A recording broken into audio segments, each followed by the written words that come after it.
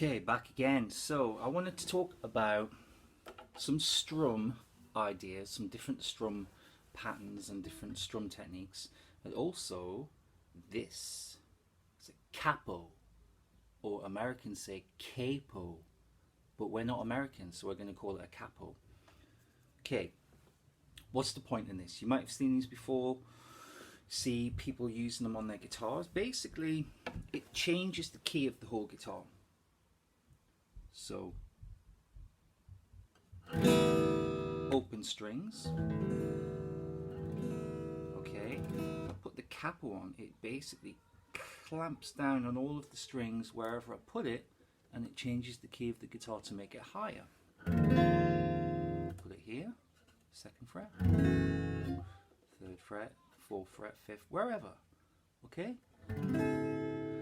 So you think, well, why is that useful? Because you've learnt now quite a few different chord shapes. E minor, A minor, G, C, D, A major, E major, F. Okay? So what happens is, in a lot of pop music, you might find the chords for a song and it will start by saying capo 2. Let's say, for argument's sake, capo 2. So what that means is you need to take your capo. Okay, they don't all look like this. Some of them look slightly different, but they all do the same thing. And you place it on your guitar, just in front of the fret like that. All right, and then now the music might say, okay, play C. So you go, okay, well I know C shape is this, and then play E minor. Now play A minor. Play G.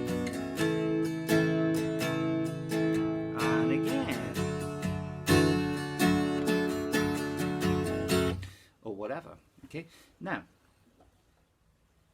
remember how that just sounded. Let's say I played the same thing but with the capo on 5th fret. I'm still going to play shape wise, finger shape wise, C, E minor, A minor, G, but listen to how different it sounds.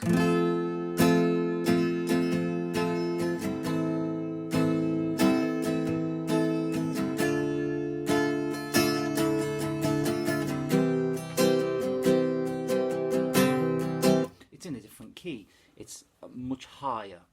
So a lot of singer-songwriters use the capo as a means of playing in different keys to suit their voice, or just to have a change so they're not writing their songs all in the same key, which would be boring, and also just to create a bit of variety. So Ed Sheeran is a perfect example of somebody who uses capos a lot.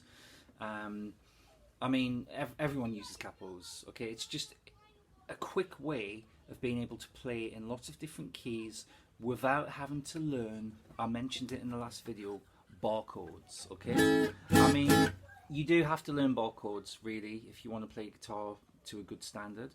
But, you know, if you just want to strum chords and accompany yourself singing or write songs, and you don't want to be a real flash super virtuoso guitarist, then, you know, use a capo. Why not? I like using them actually because it means you can use open chords, and acoustic guitars in particular sound kind of nice, or nicer in my opinion, when you can incorporate the open strings.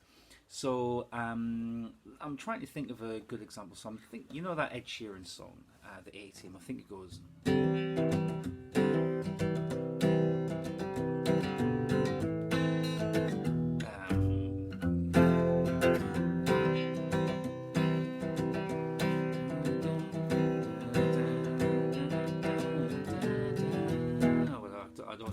don't actually know the song, but the point is, if you see the music for that written down, or go to a website, which I'm going to show you on the next video, how to use the internet to find chords and things, it will say, I'm pretty sure it says capo 2, but then the same thing, which happened to be C,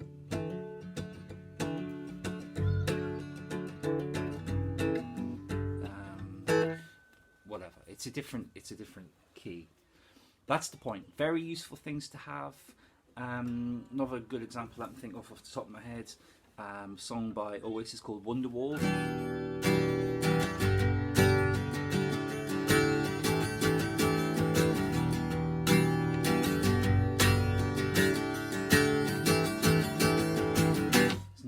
that, it's that with a capo on 2. But then all of the shapes you do with this hand are exactly the same. But now, with the capo on 2, you can play along with the record. It's going to sound the same as the song.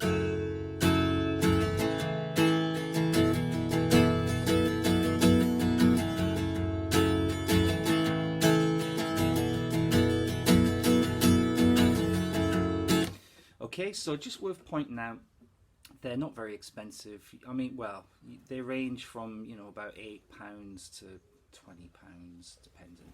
These ones are the best because they clamp with a spring, so they're really super quick to move. And then when you're not using them, you can clamp them to the end of your guitar,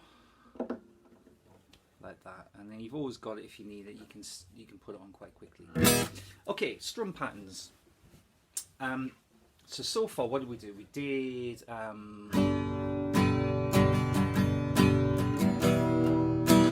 or was it that, or was it something different? I can't remember now. I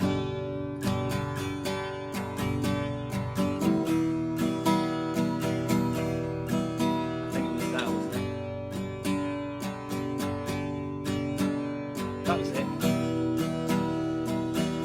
Okay, so same technique. We're going to concentrate on trying to keep our hands constantly moving in 8th notes or 16th notes, or 1 and 2 and 3 and 4 and 1 and 2 and 3 and 4 and.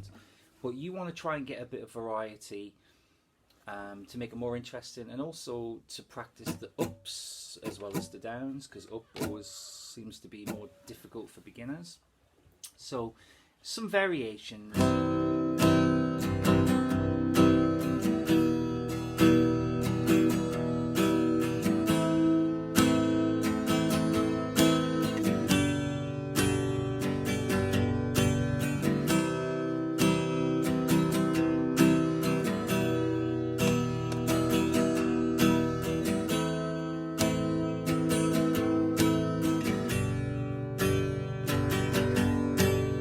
Basically going down, down, up, down, up, down, down, down, down, up, down, down, down, down, down, up, down, down, down, down, up, down, down, down. For example, quite easy to do. And there's lots of variations. If you just listen to music and kind of try and work some of these things out, watch people on YouTube playing the guitar, kind of work out what's their right hand doing, or if they're, you know, their strumming hand, how's it move and how does it sound. But what I wanted to share with you today was something that a lot of people do on guitar, and it kind of comes from copying piano, I think. Let's play that same chord pattern. Let's learn that chord pattern. It's really easy and it sounds like a song, like lots of songs. So I'm playing C,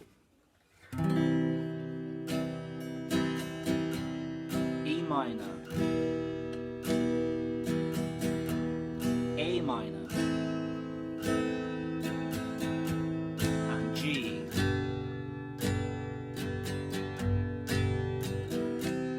Okay, Runaway Train. I can't remember who sings it. I heard it on the radio yesterday. That song uses it, but lots of songs use it.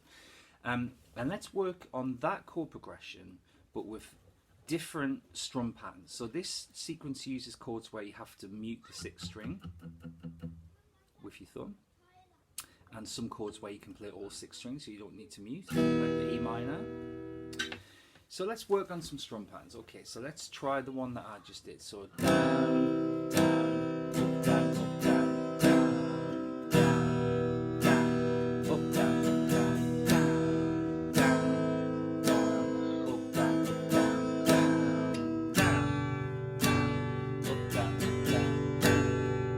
Easy one, but remember, if you can, try and keep your hand going all the time, and you're just moving your hands away from the strings when you don't want to play when you don't want to hear the chord.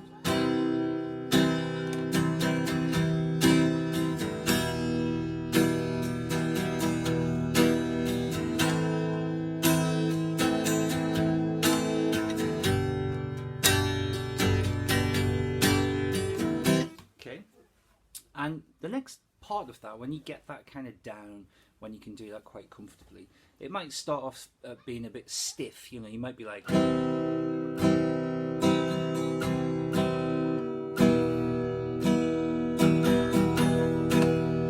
that's okay, right? It takes a while to get good at these things, but just try and keep this hand nice and loose.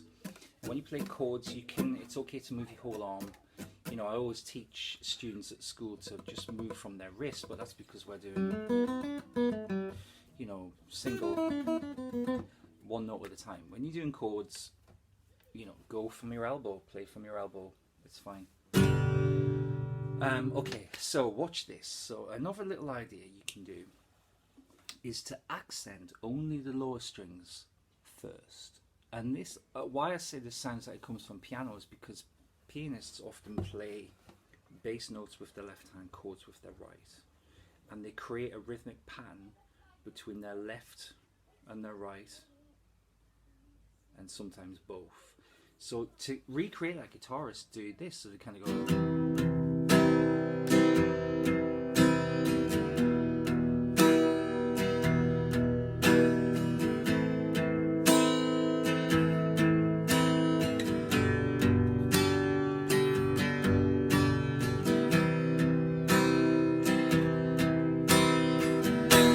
So what I'm doing is I'm accenting only the lower strings first, and then playing the whole chord.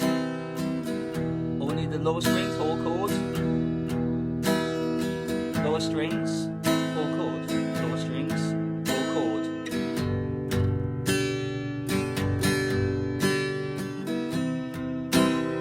Okay, now if you can combine that with a little bit of palm mute, which is probably a whole different lesson, but I'll just quickly show you. So I'm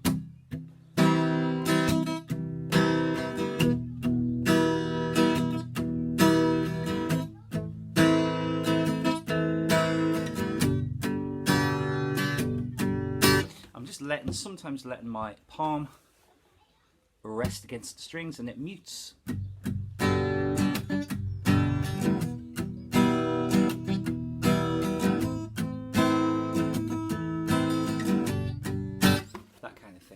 It's just experimentation. The more you do it, the more music you listen to, the more you practice, the easier it becomes. One last thing, hopefully this video is not going to run out, is when you practice changing your chords, it's okay to leave a gap when you change, and you won't hear it. So I'll do the same pattern again, but with a different strum pattern, and I'm going to show you something that I often do, most guitarists do.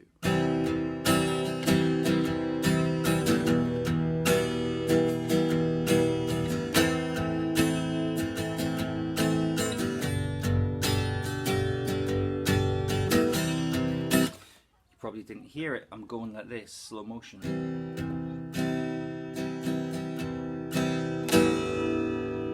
And I just play all of the strings, either up or down, whatever direction your hand's going in at the time. And you don't notice, you don't hear it at that speed. So I'm going.